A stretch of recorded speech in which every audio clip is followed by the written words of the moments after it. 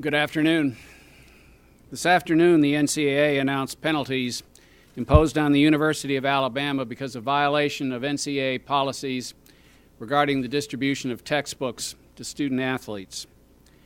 In 2007, when we learned of this problem, we immediately reported it to the SEC and to the NCAA. We rapidly and thoroughly investigated the problem in cooperation with both the SEC and the NCAA and reported our findings to both organizations. In our report, we acknowledged the violations and accepted full responsibility. The University of Alabama failed to monitor its textbook distribution program. As a result, a small number of athletes purposely took advantage of the program to obtain textbooks for their friends, textbooks that had to be returned or paid for at the end of the semester. It's important to note that no coach or staff member was involved in the violation.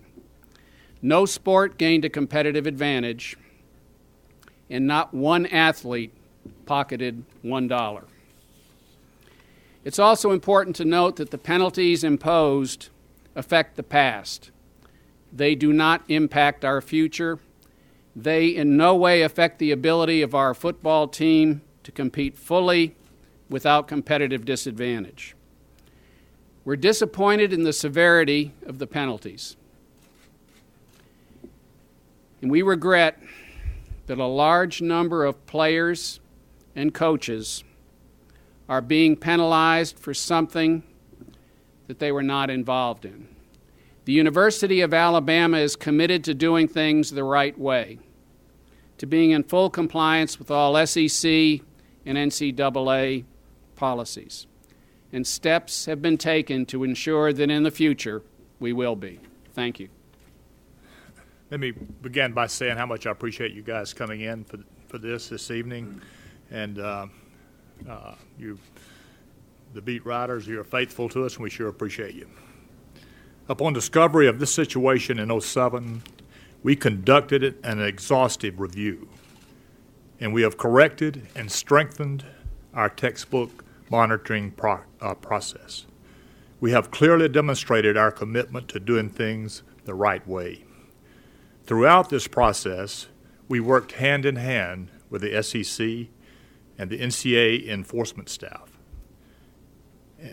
So we are disappointed by the NCAA committee on the ruling by the NCAA Committee on Infractions.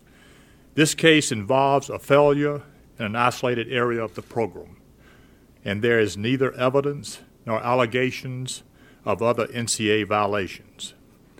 No head coaches or assistant coaches of any sport had any knowledge or involvement. No players gained financially or otherwise.